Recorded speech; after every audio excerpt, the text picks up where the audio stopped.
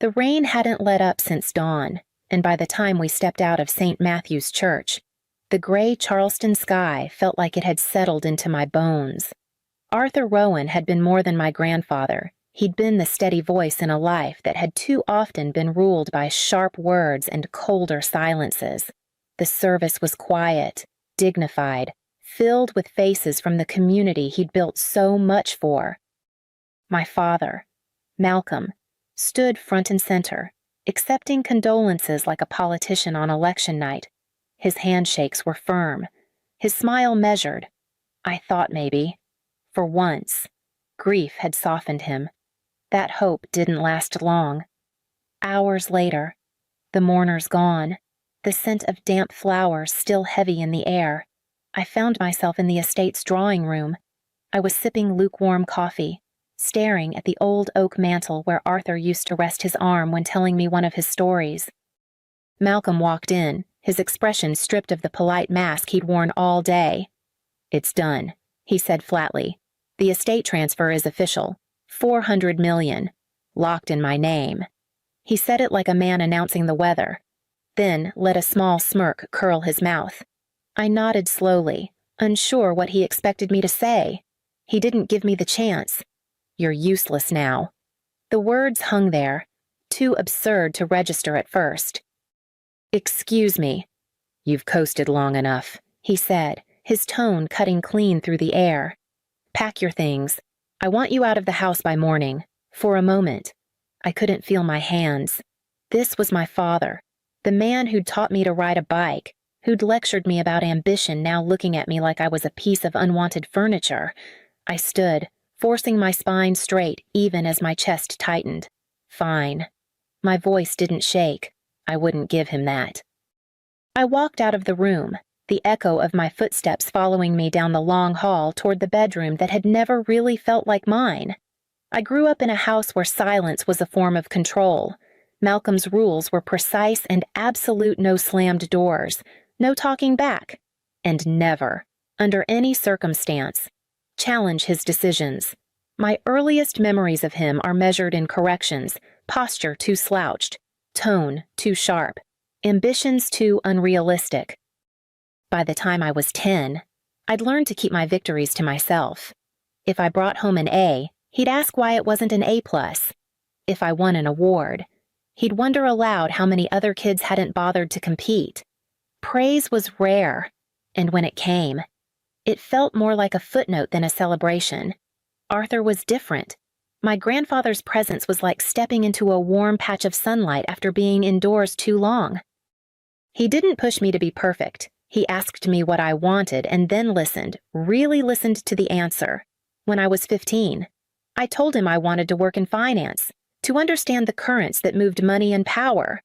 Malcolm scoffed, called it a man's world. Arthur just smiled and told me to learn everything I could.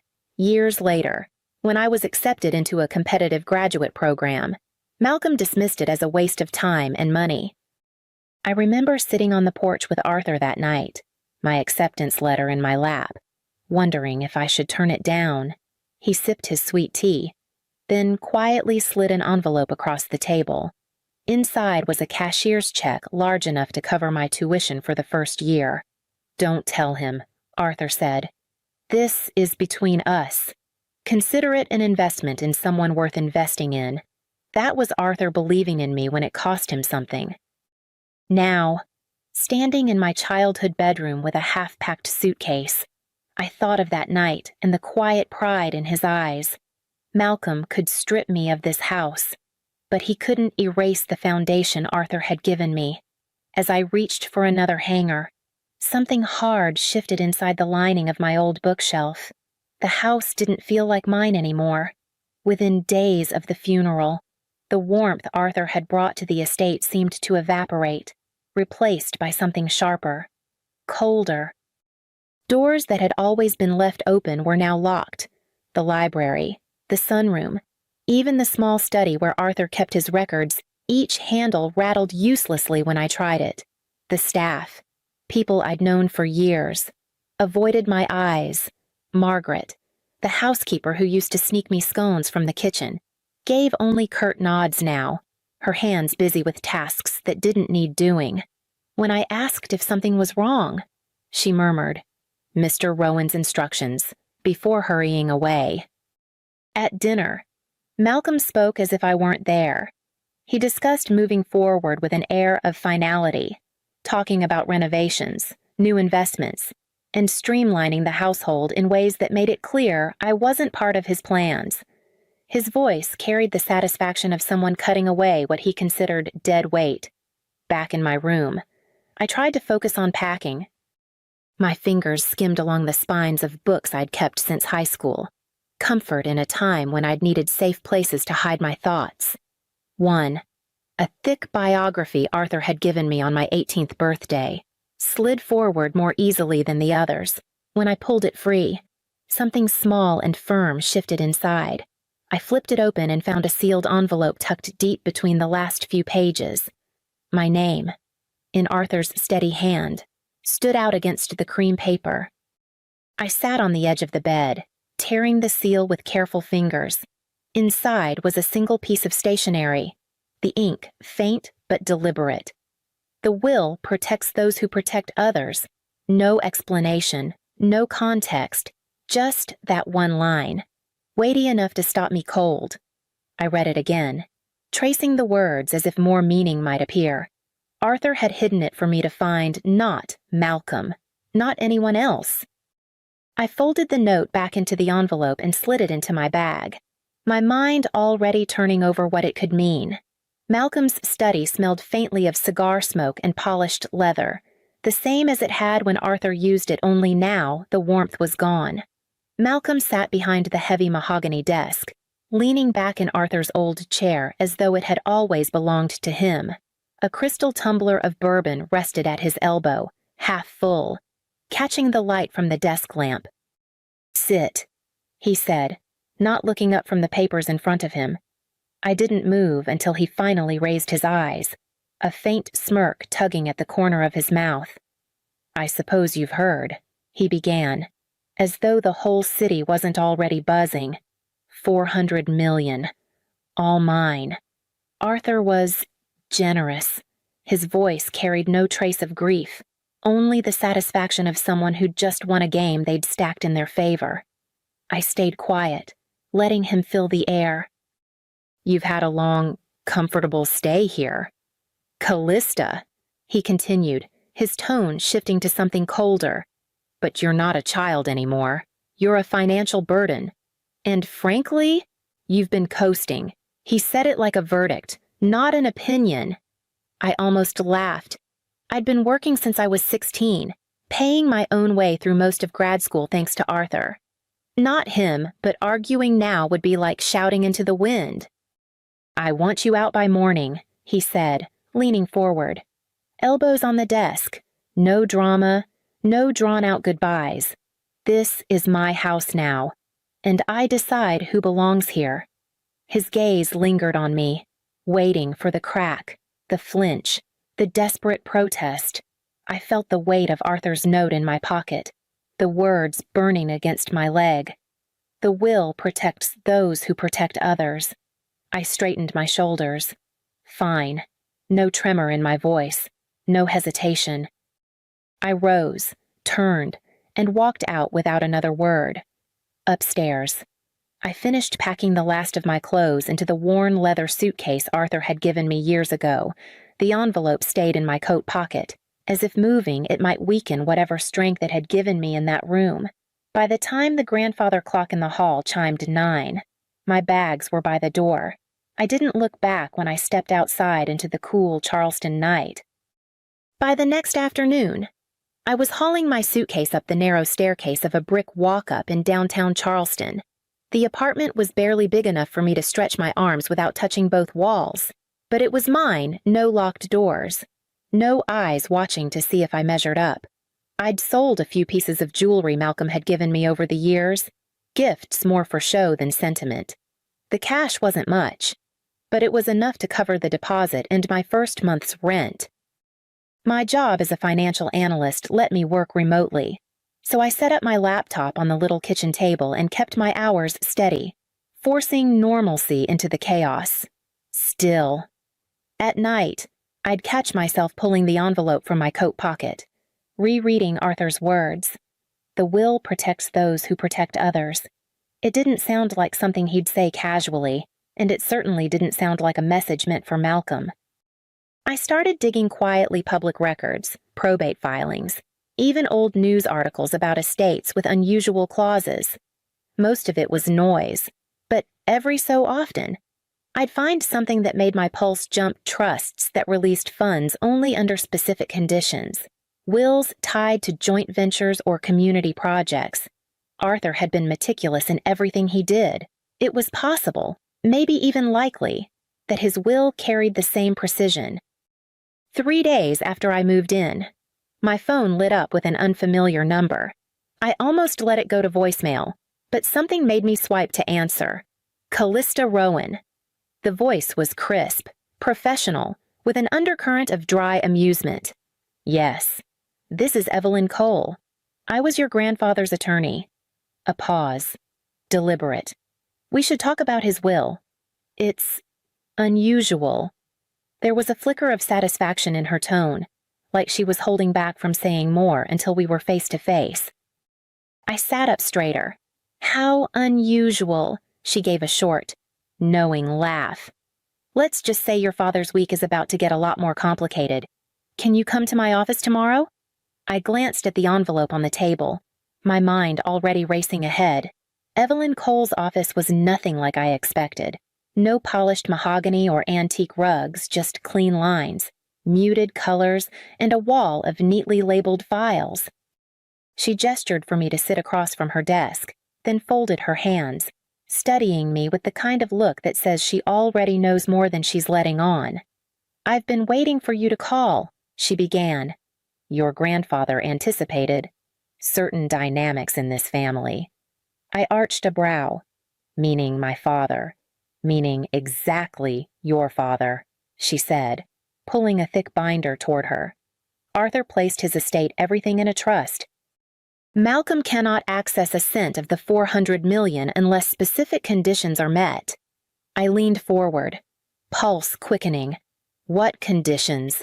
Her lips curved slightly, like she'd been waiting for that question. He must complete a community redevelopment project that meets city approval and Arthur's philanthropic standards, and he must do it with you as co-executor. Equal authority. Equal signature rights. I sat back, trying to process. You're saying he can't do it without me? Correct. There's more. She continued. During the 12 months it takes to complete the project, there can be no lawsuits between you and Malcolm. No public estrangement, and no formal withdrawal from the arrangement by either party. Any violation, and the trust dissolves, and the money Evelyn flipped to the final page of the clause. Half would go to the charities Arthur named, the other half directly to you. For a moment, all I could hear was the faint hum of the air conditioner. I thought about Malcolm in his study, smug and certain he'd already won. I thought about him telling me I was useless. Arthur really planned this, I murmured. He wanted to ensure the person he trusted most was in a position to protect his legacy. Evelyn said, and that person wasn't your father. I traced my fingers along the edge of the desk. A slow, deliberate motion. When does Malcolm find out? Evelyn's smile widened. Just slightly. He already has. I felt the shift in my chest anticipation, steady and cold. Then I suppose I should be expecting a knock at my door. It didn't take long. Less than 24 hours after leaving Evelyn's office, there was a sharp knock on my apartment door when I opened it. Malcolm stood there expensively dressed, but the edges frayed. His face was pale, a faint sheen of sweat along his hairline. Callista, he said, forcing a smile. Thought we should talk? Family to family? I stepped aside without a word, letting him into the cramped living room. He glanced around, eyes lingering on the second-hand furniture like it was a personal insult. The bank tells me there's been a misunderstanding, he began, settling onto the sofa. Funds are tied up in some sort of trust. Ridiculous red tape. His tone was light, but I could hear the strain under it. "It's not a misunderstanding," I said. "It's the will." He waved a dismissive hand. "Your grandfather was sentimental. I'm sure we can work around it." He leaned forward, softening his voice. "You and I, blood is blood. We've had our differences, but we can come together now. Make this work for both of us." Arthur's words flickered in my mind. "Don't react. Negotiate." "What exactly are you proposing?" I asked evenly. "That you sign whatever's needed so I can move forward." "You'll get something." "Of course." I held his gaze. "That's not how it's written." His smile thinned. "Callista, I'm offering you a way to make this painless. You think you can run a multi-million-dollar project without me? You'll sink us both." The threat was there, coiled under the words. But I didn't flinch. "If you want the money," I said, "you'll follow the terms. All of them." A muscle in his jaw twitched. For a moment, I thought he might explode, but instead he stood, straightening his jacket. "Think about it," he said, and walked out without another glance. I closed the door behind him, already knowing I wouldn't need to. He'd be back. 2 days after our first meeting, I had the agreement ready. Evelyn had helped me refine it, each clause crafted with the same precision Arthur had used in his will. Malcolm would publicly acknowledge me as co-executor, cover my living costs for the duration of the project, and transfer 3 specific estate properties into my name, outright no conditions, no reversals. When I slid the document across Evelyn's conference table, Malcolm's eyes skimmed it, then flicked up to me. "You can't be serious." "Every word," I said. He leaned back, crossing his arms. "I'm not signing this." "You're extorting me." I didn't blink. "The will is extorting you." "I'm just giving you a way forward. For the next week." He stalled, claimed he was busy with other matters, sent back pages with red ink scrawled across the margins, even consulted another lawyer, a sharp-suited man who lasted 1 meeting before quietly confirming the truth Arthur's language was airtight. Without my cooperation, Malcolm's $400 million might as well have been buried in the ground. When he finally returned to Evelyn's office, he was quieter. Not defeated. Exactly, but there was a weight in his posture, a tightness around his mouth. He picked up the pen, rolled it between his fingers, and signed each page with quick, sharp strokes. Evelyn notarized it, her expression neutral, though I caught the faintest glimmer of satisfaction in her eyes. Malcolm pushed the signed packet toward me, his knuckles white. "I hope you know what you're doing." "Callista." "I do," I said, tucking the agreement into my folder. We stood, the air between us heavy with everything unspoken. He left without shaking my hand, the door clicking shut behind him. For the first time in years, I felt the balance shift not just in paperwork, but in power, and it was only the beginning. The waterfront lot had been little more than a patch of cracked asphalt and weeds when we began. Arthur's plans called for something alive, glass walls opening to the harbor, classrooms for job training, and space for local markets on weekends. From the first week, I made it my business to know every detail. I walked the site with the contractors each morning, reviewed invoices at night, and built relationships with the city officials whose signatures we needed. The more I showed up, the more the crews looked to me for decisions. Malcolm hated it. He showed up late to meetings, floated ideas to trim the budget that ignored both code and Arthur's vision. Whenever I refused, he muttered about me being impossible to work with. But he never tried to shut me out. He couldn't. The will made sure of that. The press loved the story Rowan Family Unites to honor Patriarch's dream. They photographed us side by side, smiling for the cameras. In the glossy spreads, we looked like a team. Behind those smiles, every conversation was a negotiation. By month 11, the center's steel frame was complete, glass panels catching the morning sun. Malcolm stood with me on the balcony overlooking the water, watching crews set the final supports. "You've handled yourself better than I expected," he said, the words clipped but genuine. better than you wanted." "Maybe," I replied.